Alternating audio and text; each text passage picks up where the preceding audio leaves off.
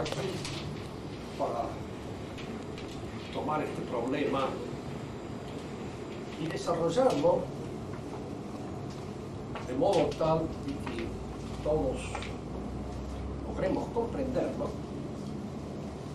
Conviene siempre tomar un poco de distancia. Diríamos anticipadamente que el modernismo es una herejía que entra en la Iglesia Católica por contagio del protestantismo y especialmente por la aplicación a las verdades de fe, a los dogmas de fe de la filosofía protestante o surgida del protestantismo. Es indudable que para que esto haya sucedido tiene que haber una serie de debilitamientos en la formación misma de los sacerdotes y de los católicos en general, que se ha ido produciendo a lo largo de la Edad Moderna. Una de las cosas que más ha actuado en este debilitamiento es eso que podemos llamar, creo que así le llama el Papa Pío X, la cronolatría, es decir, la idolatría del tiempo. Todo lo que es último es mejor. Y entonces uno oye decir, porque esto sucede por una razón, claro, el contagio de las ciencias positivas.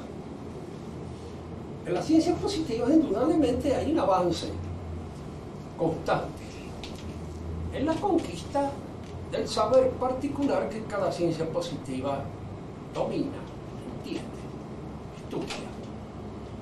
Este avance constante nace precisamente de los medios que permiten una observación mejor, de los aparatos que prolongan los sentidos y por ende nos entregan una serie de fenómenos que antes no eran observados y que luego son observables. Y al ser observados estas cosas que antes no entraban en el radio de la observación normal del hombre, indudablemente nuestro conocimiento acerca de esa realidad cambia, se modifica a la par de todos estos inventos que permiten una observación más detallada de lo que antes se veía a grosso modo.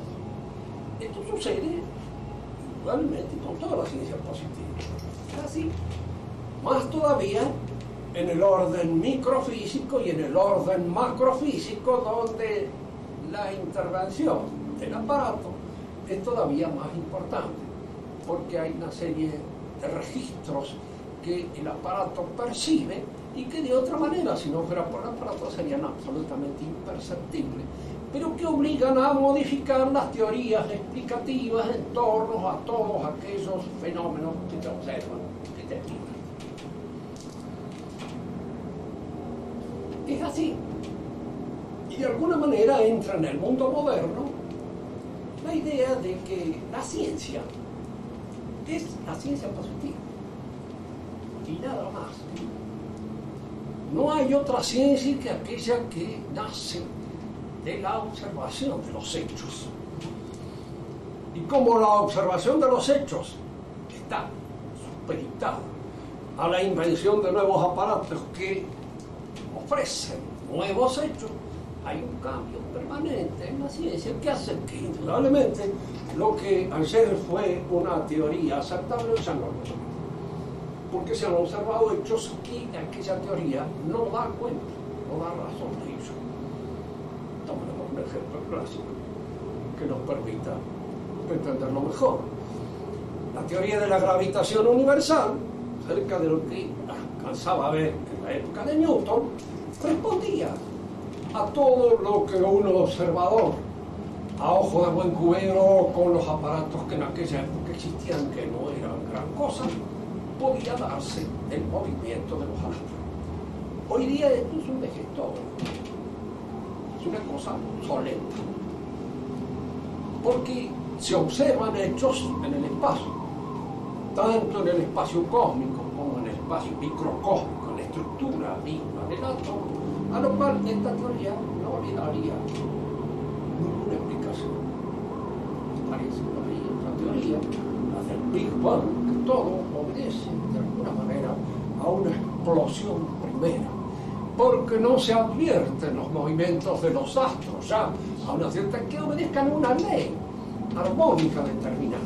Parece que siguen una impulsión recibida en un comienzo y que irá para por entropía en un momento determinado cuando esa fuerza motriz se acaba, se concluya. Es lo que se observa en esta dimensión de la observación.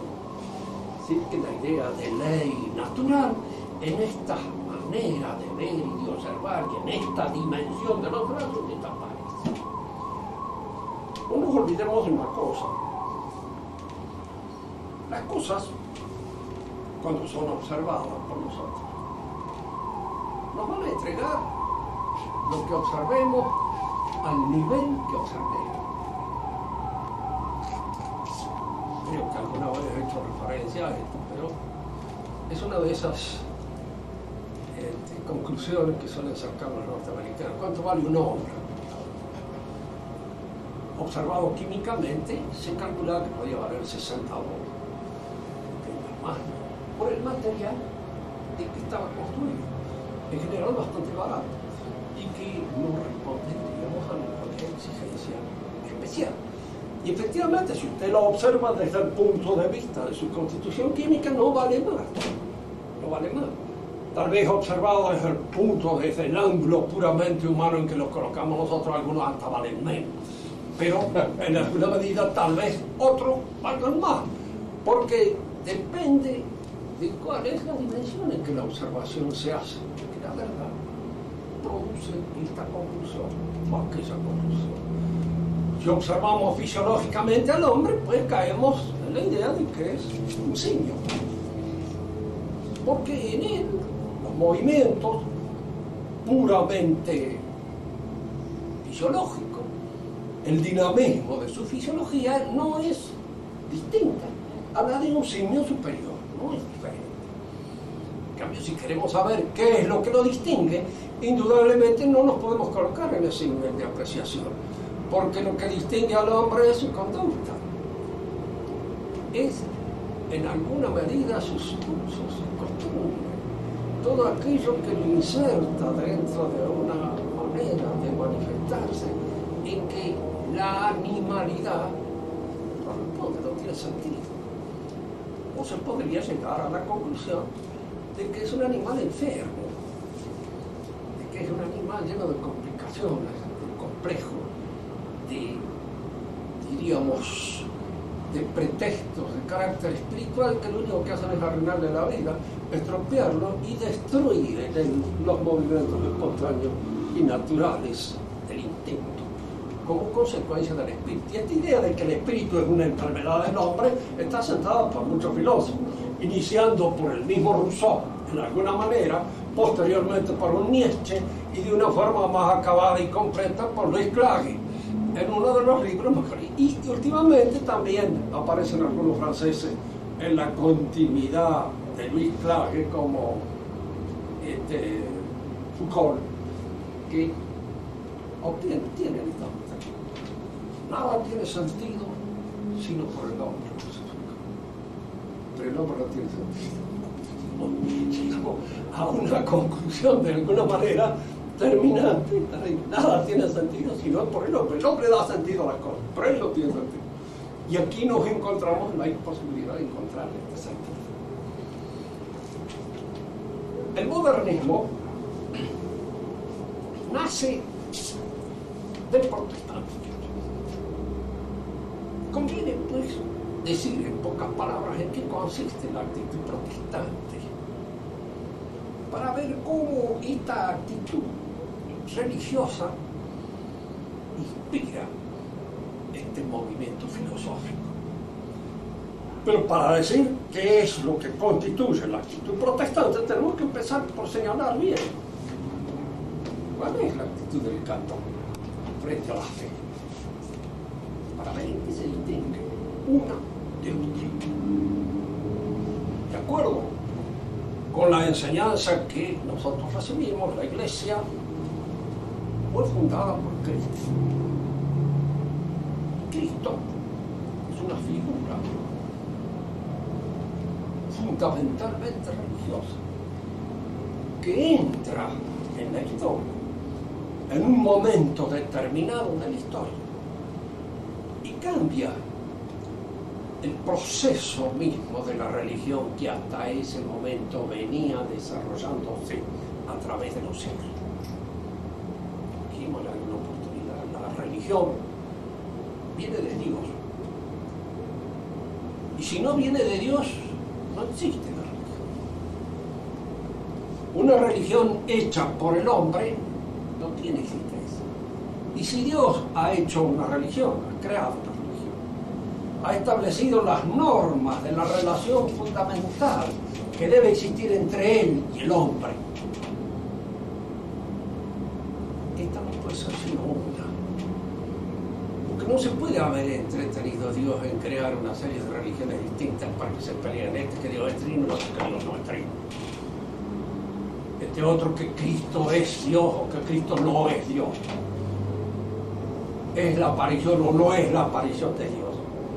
Es decir, si todo quedara librado a la forma de pensar puramente humana, si la religión fuera un producto de la actividad del hombre, como lo es la ciencia, como lo es en alguna manera el arte, como lo es la política o como lo es la economía, habría tantas religiones como gustos por darse una religión existe. Pero la Iglesia acepta que además de su religión, de la religión revelada por Dios, manifestada en la figura de Cristo, que es Dios, acepta que hay otras, ellas mismas son esas, se les borra. La pregunta que nosotros podríamos decir, ¿por qué acepta que hay otras? Por la influencia del pensamiento protestante, por el inmanentismo filosófico que está actuando, operando en el fundamento de esa adhesión. Conviene pues explicar lo que es el inmanentismo, pero para explicar lo que es el inmanentismo y no caer en pedanterías filosóficas que pueden no ser del gusto de mis oyentes, que no son profesores de filosofía, conviene empezar por indicar cómo nace esta actitud. La Iglesia es depositaria de una revelación, es decir, de una serie de verdades enunciadas por Dios y dadas en custodia a la Iglesia. Esas verdades, que constituyen los puntos fundamentales del dogma, han sido reveladas por Cristo. Él las enseñó a los apóstoles. Muchas de las enseñanzas que Cristo hizo a los apóstoles están allá contra en los libros escritos por los apóstoles, que son los evangelios y las cartas de San Pablo, que constituyen la Sagrada Escritura, o depósito en gran parte de esta fe. Pero el mismo apóstol San Juan nos dice a nosotros que muchas cosas dijo Cristo y les enseñó que no constan en nosotros, pero que sí están en el acervo de la Iglesia. La Iglesia las ha recibido. Ella guarda el depósito de estas verdades reveladas, de esto que constituyen los dogmas o los principios fundamentales de la fe. Y estos dogmas o principios fundamentales de la fe son recibidos por la Iglesia y provienen de Dios. Dios los ha revelado, los ha manifestado, para que constituyan el depósito de este saber, de este conocimiento sagrado. Este conocimiento sagrado que se da en los dogmas, que se da en las verdades religiosas. Fíjense que acá hay una pequeña diferencia que los teólogos conocen. El dogma es una verdad revelada. Es dogma de fe de que Dios es uno y trino. Dogma. Las verdades que proceden del dogma son conclusiones legítimas que se extraen de los dogmas. Los dogmas han sido revelados. Las verdades no son directamente reveladas por Dios, pero son conclusiones legítimas que se extraen de los dogmas como una enseñanza que deriva de ellos inmediatamente y de manera innegable, y son las verdades de Dios. Todo esto se constituye, se manifiesta también en los misterios y en aquellos pasos, en aquellas actividades, en aquellos movimientos especiales que Dios enseñó a los miembros de la Iglesia, a los apóstoles primero, y que estos transmitieron a sus sucesores, que constituyen lo que podríamos llamar los sacramentos, con los cuales se incoa, se inicia la transformación, la cristificación, la santificación del hombre, para hacerlo digno de merecer esa situación escatológica que no se da en la historia, que se da en otro mundo que constituye el reino de Dios, a donde entraremos los creyentes santos, no antes, sino cuando seamos santos. Dicen que esto puede suponer no solamente todas aquellas purificaciones que se van sucediendo en el curso de nuestra existencia, sino que también de acuerdo con los dogmas de fe, en lo que sucede en el purgatorio hasta que seamos santos, hasta que hayamos alcanzado esa plenitud que nos permite entrar en el reino de Dios. Diríamos así, que lo que constituye el saber de la Iglesia es algo que proviene de Dios, son verdades reveladas. Y la Iglesia es un cuerpo social que tiene a su cargo la custodia y la enseñanza de esas verdades. Importante. Yo lo voy señalando hasta el punto porque Dios ha propuesto un cuerpo social para convertirse en custodia y en magisterio de lo que Él ha revelado. Se trata de un cuerpo social. El lenguaje con que este cuerpo social, la Iglesia, transmitirá su enseñanza, tiene que ser un lenguaje social. Un lenguaje que comunique efectivamente esas verdades que la Iglesia enseña y las haga accesible a los otros. Hable un lenguaje que los otros puedan entender, no un lenguaje esotérico que los otros no entiendan. Fíjense que es importante indicar esto con lo que viene después. Generalmente las lenguas derivadas del latín, como son las nuestras, castellano, francés, italiano, lengua latina. No olvidemos que la palabra latino no significa una raza, ni significa lengua, significa un idioma. Es una designación de tipo lingüístico, como puede ser la de semita. Designaciones de tipo lingüístico, no racial. Porque ya de latinos racialmente a lo mejor no tenemos nada. Somos latinos por la lengua que hablamos. Y esta lengua latina tiene una característica esencial. Sirve para decir lo que se puede decir y no decir lo que no se puede decir. Es un consejo que siempre dan los latinos a los que aprenden el latín. Se debe hablar lo que se puede hablar y no hablar lo que no se puede hablar. Digo esto por lo siguiente. Precisamente en el mundo que nace de la filosofía alemana, a veces el esfuerzo del filósofo está en decir lo que no se puede decir. Y lo que en cierto modo es una interpretación pura y exclusivamente subjetiva de la realidad, que nace en función de una interpretación que está cerrada en la individualidad de este sujeto que interpreta. Y por eso a veces resulta tan pesado y difícil entender el idioma de los filósofos modernos. tan pesado y tan difícil que la mayor parte que estudia filosofía moderna en los filósofos alemanes luego se encuentran en figurillas para hacerse entender en castellano. Y empiezan a escribir la mayor parte de las palabras en alemán. Entonces inflan los carrillos con el propósito de ver si se logra entender lo que se quiere decir ahí, que resulta incluso a veces para ellos ininteligible. No porque no haya inteligencia de interpretación, pero la inteligencia, sino porque son nociones conceptuales de tipo poético, creaciones del individuo. ¿Por qué? El idioma de la iglesia es social. Y todos los idiomas que han surgido bajo la influencia de la iglesia son idiomas sociales. Están hechos para entenderse. Y no para no entenderse.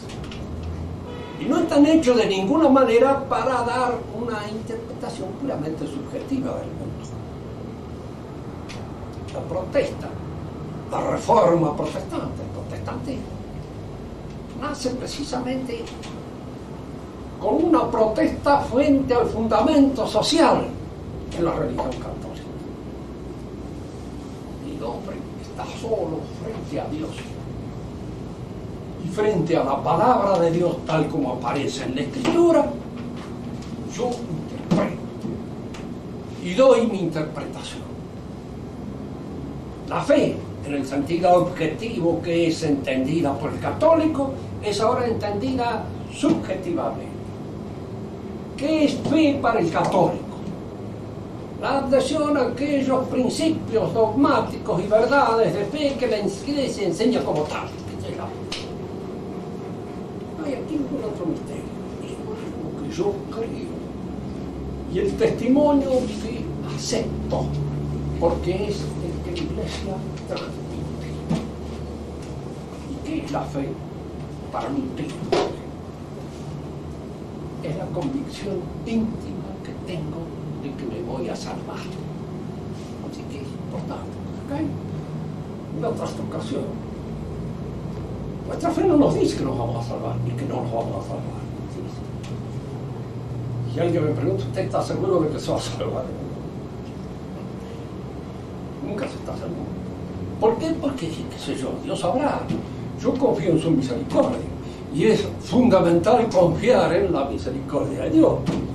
¿Que yo me voy a salvar? ¿Que tenga la plena seguridad de que me voy a salvar? No. Pero Lutero sí tenía esa plena seguridad. Y la pregunta que uno le podría decir, ¿por qué tenía esa plena seguridad? ¿Por qué? Era un cura, un sacerdote agustino. Había sido formado, digamos así, en la tradición agustiniana. ¿Cómo nació en él esa convicción? Bueno, yo creo que el mejor estudio que se ha hecho sobre él es el de un francés, Javier, que ha hecho un estudio psicológico de Lutero. Y él dice, sin excesos de ningún género, tendrá que decir Lutero, después se convirtió, se fue un libertino, se fue un borracho, etc. Algunos le echan todas las culpas y lo cargan como archivo emisario con todos los pecados del mundo. Yo no sé, a mí no me consta, eso no sé qué fue. Lo que sí da la impresión de que fue un hombre que se formó teológicamente en un agustinismo que los que estudian esta continuación de Agustín llaman de serie negra. Es una interpretación un poco puritana de Agustín. Y en esta interpretación puritana de Agustín, resulta que, claro, en cuanto uno se examina, uno se encuentra perdido. Todos nuestros movimientos de ánimo no son dominados por nosotros. La iracudia, la concupiscencia con sus inmensas variedades, todo eso de alguna manera nos asedia. Y si nos asedia, si constantemente estamos asediados por esas inclinaciones, por más esfuerzos que hagamos siempre, eso está latente. Y Lutero llegó a la convicción de que era inútil. Que él practicara los ejercicios, que practicara siempre iba a estar asediado por la conciencia. Imbécil.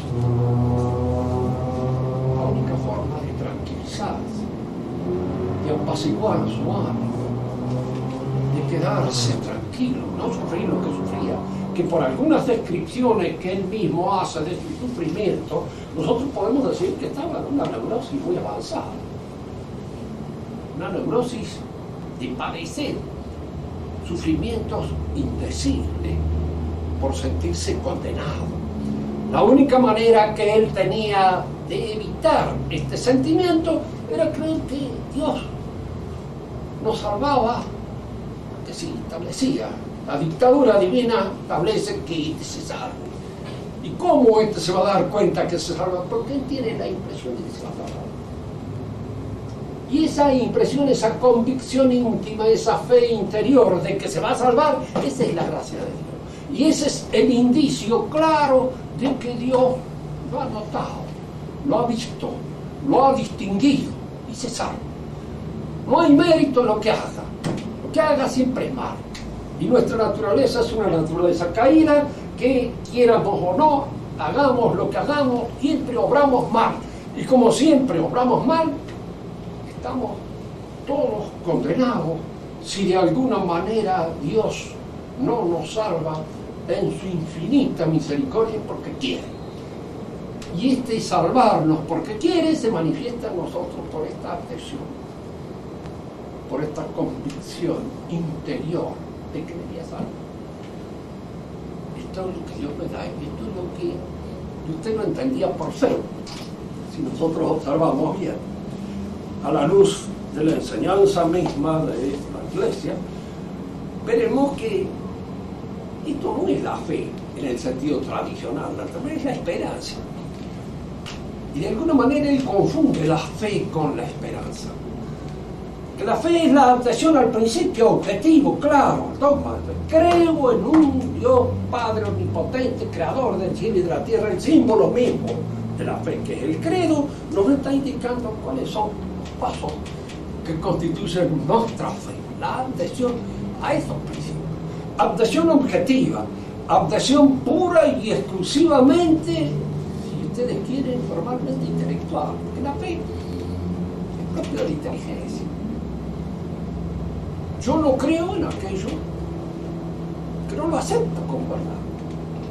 Lo rechazo desde el fondo mismo de mi alma porque me repugna aceptarlo. No lo admito. Cuando yo acepto un dogma de fe es porque no me repugna intelectualmente. Porque no lo rechazo desde mi inteligencia. Por eso la fe es algo que habla a la inteligencia del creyente. Es creer en un testimonio.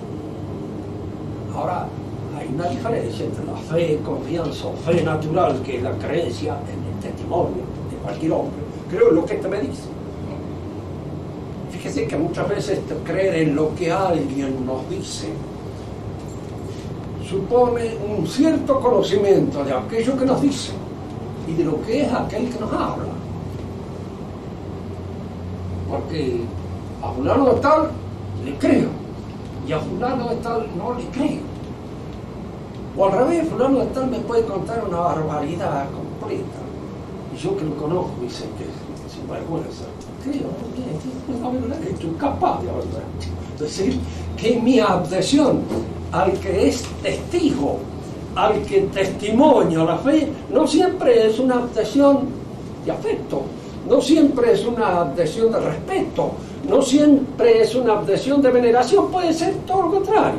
Pero yo creo en lo que me dice precisamente porque mi conocimiento del sujeto me hace admitir su testimonio como verdadero. Y a veces adhiero al testimonio sin adherir a él. En la fe sobrenatural aparece aquí algo que es precisamente misterio.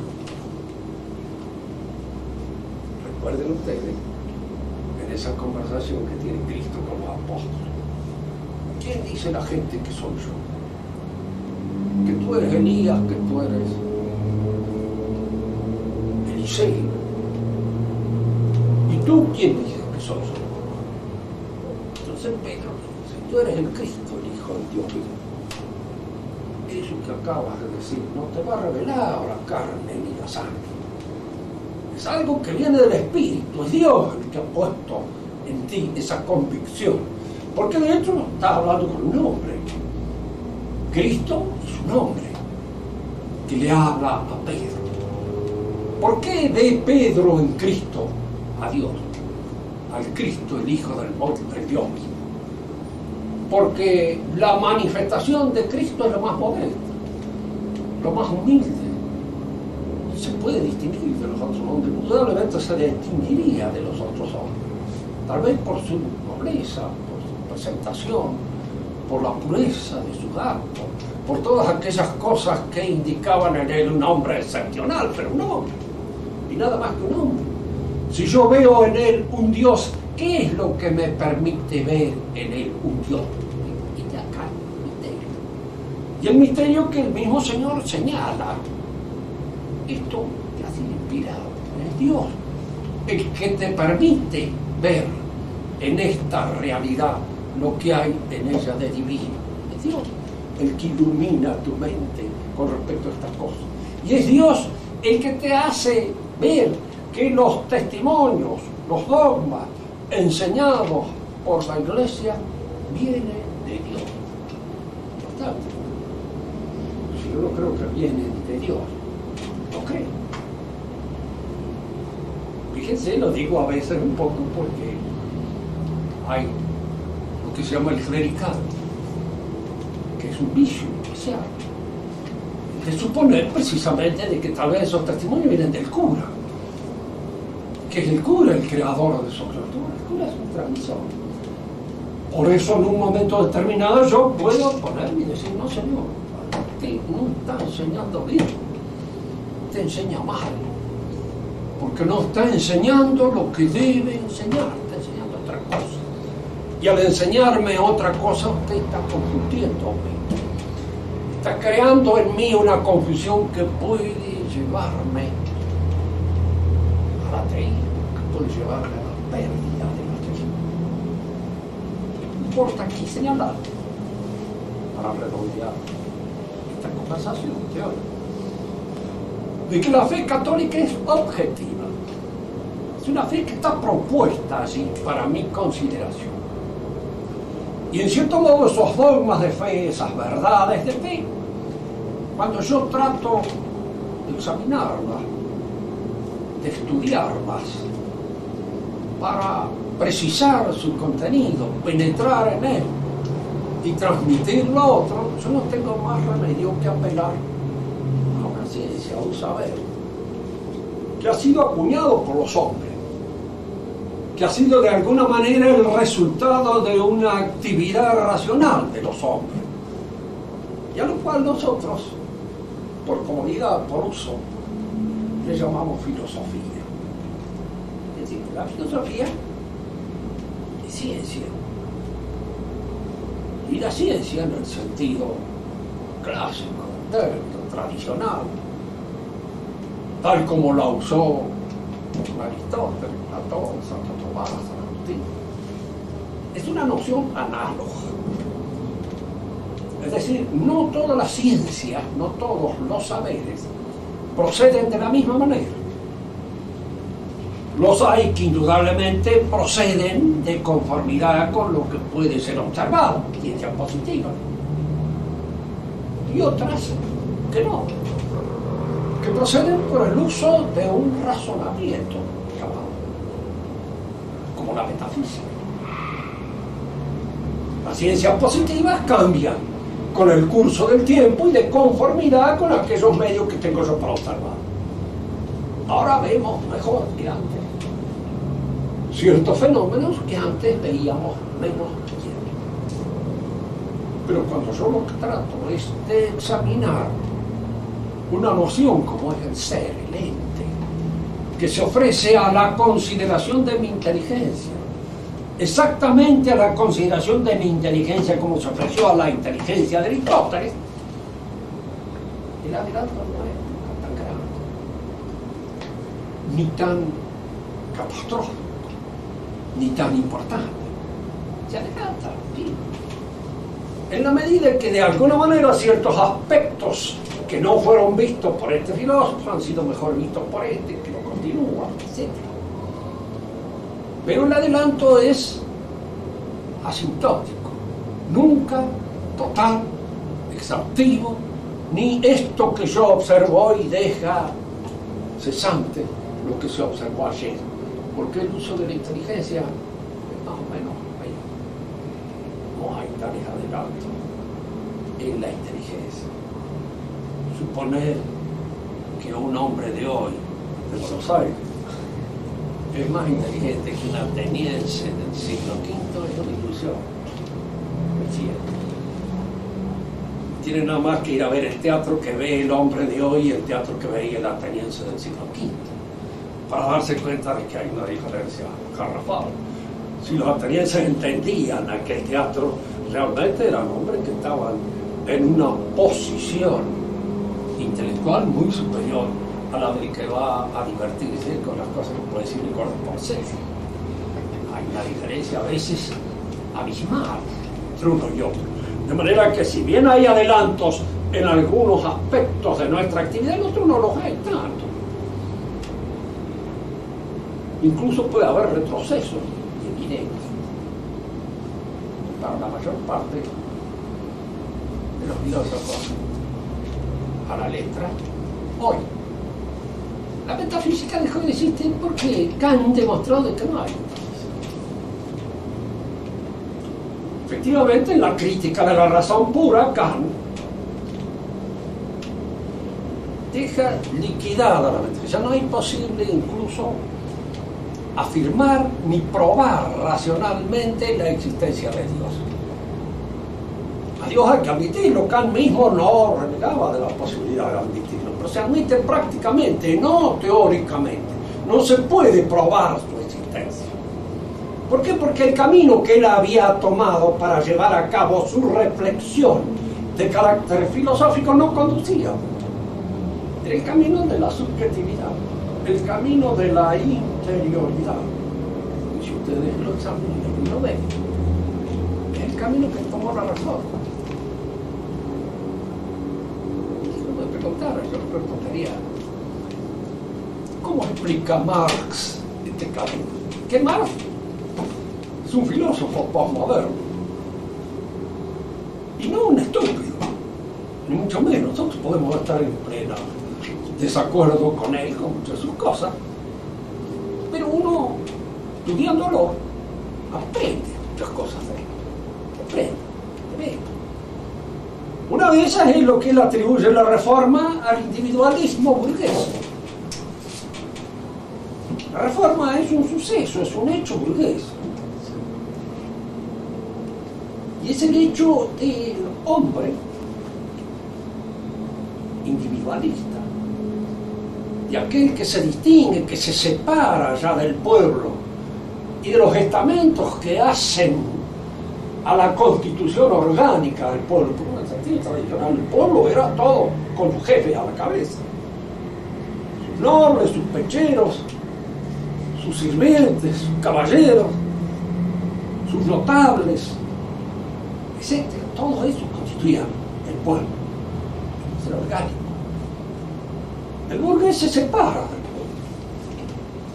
Aparece, diríamos así, como el hombre que tiende a construirse su propio haber en función de lo que adquiere, de lo que gana, de lo que tiene. Y lo que se adquiere, lo que se gana, lo que se tiene, le permite a uno hacerse una constitución separada. Lo que tengo yo, no tengo yo, no lo tiene él. Lo que él tiene, no lo tengo yo, etc. Esa solidaridad antigua, esa solidaridad tradicional, que estaba inscrita incluso en las clases sociales, en los estamentos del orden antiguo, el burgués los rompe, los destruye. Y empieza por romper su vínculo solidario y social con la realidad divina. Frente a la realidad divina estoy solo.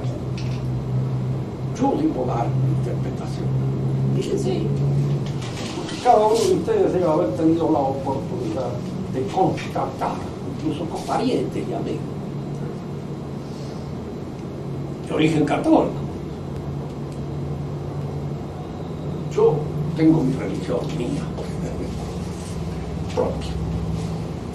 Doy mi interpretación de lo que es. Y yo sé que estoy en la verdad porque esta es la religión que yo poseo y que tengo, que nadie me puede quitar, porque es mi interpretación. Si usted está solo en la relación con Dios, mañana cuando, inspirado en esta actitud de separación, en esta actitud de segregación, olvidemos que somos todos individualistas y de alguna manera somos los hijos de todo este proceso revolucionario que nace con la burguesía y que se constituye con la burguesía. Si yo tengo que dar una interpretación de mi relación con Dios sola, ¿por qué no puedo dar una interpretación de mi relación con las cosas, con el hombre, con el mundo, y formar así una filosofía de inspiración pura y netamente individualista como es la religión protestante? Y aquí nace la filosofía moderna. Dos palabras más antes de terminar esta primera lección. El cristianismo, cuando quiso explicar sus dogmas de fe, cuando quiso dar una explicación de esos dogmas, de esos misterios, de esas verdades religiosas, echó mano de la filosofía griega. El Platón, o los platónicos, San Agustín, o de Aristóteles, Santo Tomás. Y esta filosofía griega se acomodó, de hecho, a las exigencias de la explicación de las verdades cristianas, porque era una filosofía que iba en el camino de estas verdades. A fin de cuentas, los griegos trataron de una manera teocéntrica, teonómica, de llegar al absoluto, al conocimiento de Dios, del principio divino. Y en el camino se encontraron con el cristianismo. La filosofía moderna es una filosofía que viene de vuelta. Tiene su origen en el cristianismo, pero es una actitud de rechazo. Es una actitud que ya no acepta al cristianismo como verdad revelada, sino que empieza a darle una interpretación que se adecue a las exigencias de las categorías nacionales que los filósofos manejan. Ustedes van a encontrar en un modernista protestante como Bultmann una idea curiosa que muchos modernistas católicos aceptan. Jesucristo, claro, desde el punto de vista del historiador, del hombre de ciencia, murió en la cruz. Y allí terminó su día. Pero desde el punto de vista del creyente, resucitó. Pero la pregunta que le haría uno, inspirada en la actitud de don Miguel de Unamuno, decir, bueno, pero resucitó o no resucitó. ¿Verdadera y realmente resucitó o solamente resucitó en mi espíritu? Resucitó para mí. ¿Qué quiere decir que resucitó para mí? Que yo puedo admitir al mismo tiempo que no resucitó y que resucitó. Como creyente resucitó, como no creyente, como historiador no resucitó. Fíjate que no está. Está en Bultmann.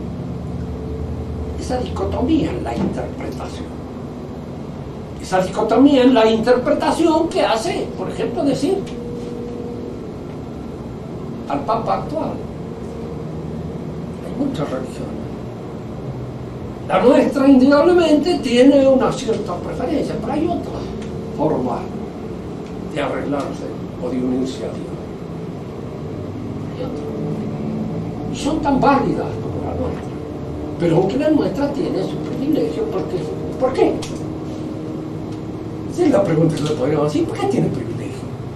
¿En función de qué? Si las religiones son creaciones del hombre, ¿por qué vale más la nuestra que la de Mahoma? No habrá una forma objetiva, clara, terminante de decir, mire, esto es falso por esto. Y si la hay, esperar y decirla.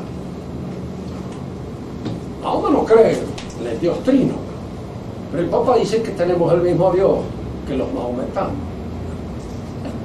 Entonces hay la protesta del católico común que dice, no, ¿cómo vamos a tener el mismo Dios que los mahometanos? No hay problema. Está en la revelación. El mahometanismo no cree en la divinidad de Cristo. Lo admite a Cristo. Sí, Isa, dice, hijo de Miriam, Isa ben Miriam. Sí, es un gran profeta, pero un profeta del Antiguo Testamento, tanto que hace de Miriam una hermana de Moisés y de Aarón. Es decir, la lleva allá al remoto judaísmo, 1000 años antes de que naciera. ¿Con el propósito de qué? Con el propósito de convencer a los demás de que simplemente Cristo fue un profeta judío. Y nada más. Y eso es todo.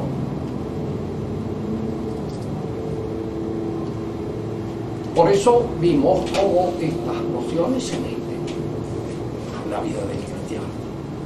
Aparecen allí, echando a perder completamente el sentido claro, preciso, que la tradición ha guardado respecto a nuestras verdades. En la próxima clase insistiremos sobre algún aspecto, tratando de resaltar en qué consiste el inmanentismo. ¿Alguna pregunta? Ya saben cómo tienen que hablarme, como si yo fuera sordo. Hagan que sea. Padre, usted que es el que tiene que abrir el fuego aquí. No, me interesa eso, pero lo vamos a ver el sábado próximo, la cuestión sobre el inmanentismo, justamente. Claro, claro. Empezamos con los principios fundamentales del pensamiento moderno. El inmanentismo, el evolucionismo, el progresismo, el democratismo y el historicismo. Y el historicismo. Que son las cosas fundamentales. Es decir, estas verdades que sí eran verdades ayer, porque en la época de Cristo no se podía creer de que el Hijo de Dios venía, pero en nuestra época no. De tomar por imbéciles a la gente de la época de Cristo no era tan estúpido. Si ustedes leen a veces muchos de los evangelios apócrifos, muchos de ellos están escritos por cristianos, por creyentes. Entonces, donde van las comadres y quieren saber si María era virgen o no era virgen. Y para eso, la prueba ad tactum. Es decir, que no eran gente idiota, que a lo mejor usted podía hacer creer cualquier cosa así porque lo dijera. Y la aceptaban enseguida, no. Como Tomás Dídimo, cuando dice, no, yo si no veo las llagas, si no noto las heridas donde entraron los clavos, se los creo. Esa era la gente, ¿no? Sí, la gente tan despierta como en cualquier momento, y que no estaban dispuestos a tragar cualquier gazapo. Lo que pasa es que deben de haber sucedido allí algunas cosas que les deben de haber dejado un poquito tribulados. Como uno a veces le sucede. Yo me acuerdo que una vez había empezado a leer algunas cosas así sobre el sudario de Turín, al principio, vamos a ver pero después que han sido examinadas por esto, por aquello, bajo la lupa de todos los lentes, etcétera, etcétera, una cosa que me deja impresionado. Es impresionante. Porque se trata de ocultar eso que es un testimonio casi impresionante de la existencia de alguien que estuvo allí y que ha dejado impresa su foto. No sabemos con qué fuerza. En una época en que ni se sospechaba que podía haber la invención de las máquinas fotográficas. Y que es a partir de la invención de la máquina donde se ha descubierto ese efigie. Son cosas que dejan. Una chica en Francia que tiene 18 años, están los procesos de beatificación y procesos que fueron llevados en contra de eso. que dijo: yo tengo que salvar al rey. Con la oposición de los padres y de todos, ¿entiendes? Tenía una condición profunda, que se había dicho que iba a salir y lo salvó. Bien, hay misterios en la vida como para hacernos pensar a uno de que no todos son 2 y 2 son 4, ni todos son una solución así simple y al alcance de cualquier bolsillo. Cosa difícil de entender. Eso, la misma personalidad de Cristo es una personalidad que yo me acuerdo que en una época no lo creía. No creía, ¿no? Yo he sido criado en un ambiente bien liberal y en donde nunca jamás se me enseñó nada. Y no creía que Cristo podía haber sido el Hijo de Dios y cosas por el estilo. Pero después yo siento no, volviendo a examinar otra vez. Uno dice: no, aquí es una personalidad que toda otra interpretación es más misteriosa que la interpretación misteriosa que da la Iglesia. Porque todas las otras no tienen sentido. Ni en la acción que pudo haber tenido sobre los demás, ni en su forma de expresarse, ni su forma de ponerse, ni su forma de manifestarse. Es un personaje raro, en la época en que le toca actuar. En un momento determinado, él deja que una mujer conocida públicamente porque era cortesana, es decir, era una prostituta, lo que podía ser una call girl porque tenía teléfono, es decir, no era una prostituta cualquiera, sino que tenía una cierta cosa. Él la lleva a la casa de un señor respetable. Cualquiera que hubiera hecho eso es una befa, es una mofa, es reírse de la respetabilidad de este señor y ponerlo en una situación. No, él lo podía hacer, porque era lo suficientemente limpio y estaba por encima de cualquier otra cosa en la que nosotros no estamos por encima. No nos podemos colocar en su situación, no nos podemos poner nunca en esa situación. Por eso una imitación, diríamos así, servil de lo que Cristo hace, podría conducirnos a la cárcel en otro momento determinado o a cometer una serie de aberraciones que no serían posibles. Es un personaje que por lo menos resulta inexplicable en el terreno de las explicaciones puramente naturales. Y tanto que la mayor parte de los que lo explican, he leído a Renan, he leído a Jesús Mito, a Strauss, he leído a muchas de estas explicaciones. Y yo empiezo a torno a Cristo y después resulta que Cristo es igual a ellos. Ellos se sienten reflejados. Renan dice: si hubiera vivido más tiempo, hubiera llegado a ser un escéptico como era él. Y hubiera llegado a perdonar a todo el mundo y a terminar en pleno escepticismo. Hubiera sido igual que Renan. Y él ve en eso esas cosas. Son las explicaciones naturales que no. Rubén. Calderón. ¿Qué va a hacer? El inmanentismo entonces sería, en síntesis, una consecuencia del pensamiento burgués y del protestantismo. Eso, sí, porque eso, es la fe eso sería la fe protestante lleva al inmanentismo. Otra vez decía uno de eso, pero el inmanentismo se inicia con Descartes, y Descartes era católico. Mentira, está probado que no era católico. Que no sería fe sino ética. No sería fe sino ética, la protestante. Una ética de cada uno. ¿No es así? Bueno, sí, en este sentido, pero es la fe subjetiva. Sí, claro. El libre examen. Claro, es aquello que yo doy la interpretación que en alguna medida a mí se me ocurre leyendo la Biblia. Porque si uno va a sacar las consecuencias del principio establecido por Lutero, cada uno de nosotros tiene que tener su religión. Y tanto que los discípulos inmediatos de Lutero sacaron esa conclusión. Y Lutero se les fue encima, llamó a los juntos que los mataron, les decían pedazos, porque él no quería decir semejante cosa. Sí, pero está implícito, ¿no? Esto se funda en la escritura de que el hombre es sacerdote y rey. Entonces, lo que de hecho parece ser que esta es la situación del bienaventurado. En la Divina Comedia hay un paso cuando Dante atraviesa el purgatorio y atraviesa el lago de fuego del purgatorio. Virgilio le dice, bueno, yo te he seguido hasta acá, ahora te corono y te mitrio, es decir, te hago rey y sacerdote, porque ya estás en plena libertad, estás en el cielo. Pero acá en la tierra no, ni somos reyes ni somos sacerdotes. Entonces, estos que pedían para cada uno de ellos el reinado y el sacerdocio, hay una participación en el sacerdocio de todo fiel creyente, hay, pero no es un sacerdote en el sentido cabal del término.